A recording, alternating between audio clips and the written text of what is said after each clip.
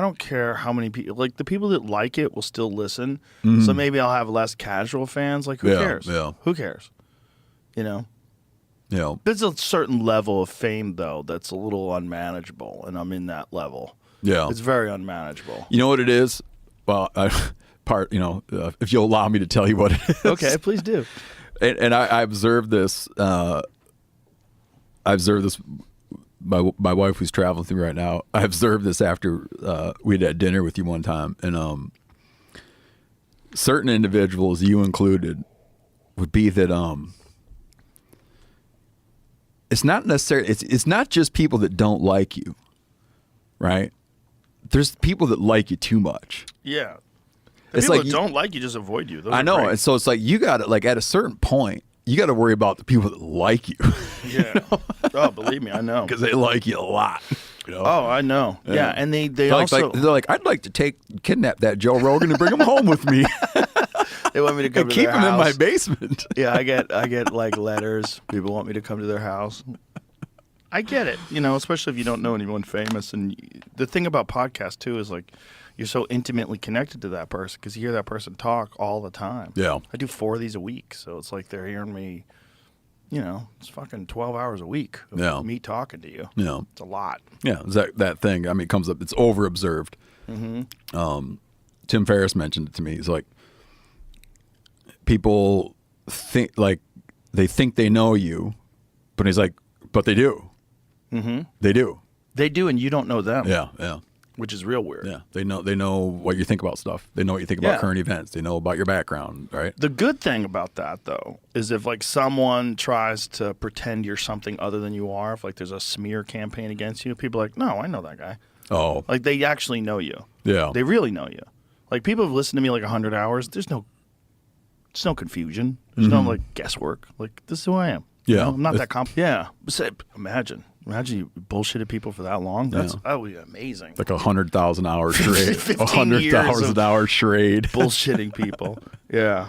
But, there's always that suspicion when you see someone on television that they're not really that way because there's been Ellen, the Ellen situation. Yeah. People found out that Ellen was mean and all these people came out and said, Ellen's actually a fucking bitch. And they were whoa, I can't believe it. And she lost everything. She fell apart, disappeared. Because people found out that this character that she was portraying in a half an hour on a television show is not really who she was. Yep. But I hadn't already known that because I had a buddy who worked for her. And he was like, she's a fucking monster. Yeah. I didn't really had a lot of awareness. You probably did just from being in the business. I only did because of my buddy. Yeah. My buddy Greg, who was one of her writers, was like, she's a piece of shit. I didn't know enough to be surprised. Yeah. It's just people that they get in those positions of power, and if their whole life they've been fucked with and picked on, or they've been marginalized, and then all of a sudden they're in control. Now it's payback. There's a lot of those folks. That's what happened to Castro. Is that it? Is that what happened to Castro? Yeah, I mean, it's in fact, I would talk about that a little bit in some. I've discussed that in various conversations around when you watch certain political fortunes rise as things become vindictive. I don't even go to Canada anymore. I won't go to Canada for a UFC. I don't go over there. Man, I've spent my whole life in the northern tier states, but I've remained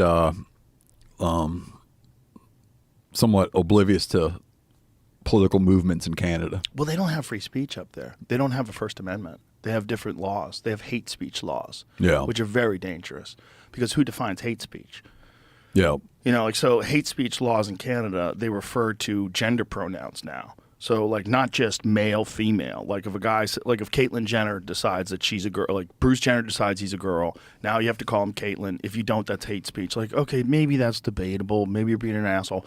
But no, they want, all 78 fake genders, Z, Zer, and all these fucking crazy fake ones, and they, thems. And well, that's where, isn't that conversation what spawned kind of the ascendancy of Jordan Peterson, 100%. right? Coming out of Canada. Well, that's how Jordan and I became friends. Yeah. In 2015.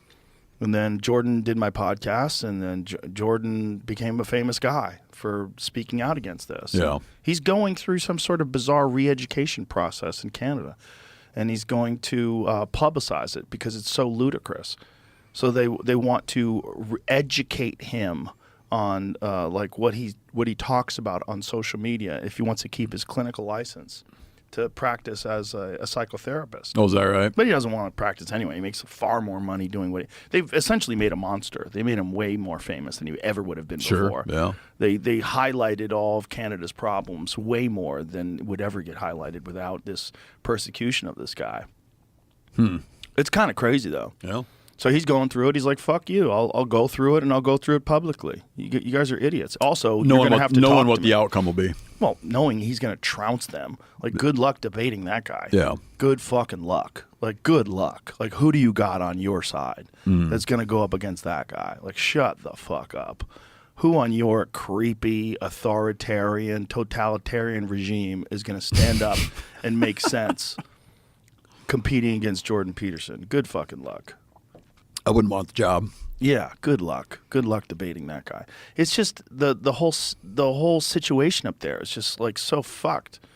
And I don't know too much about that Pierre Polivet guy, but I hope that, you know, there's some sort of meaningful change up there that could bring. I used to love Canada. I used to say Canada is like America, but with like 20% less douchebags. They were so friendly. They're so nice. I used to love going to Montreal.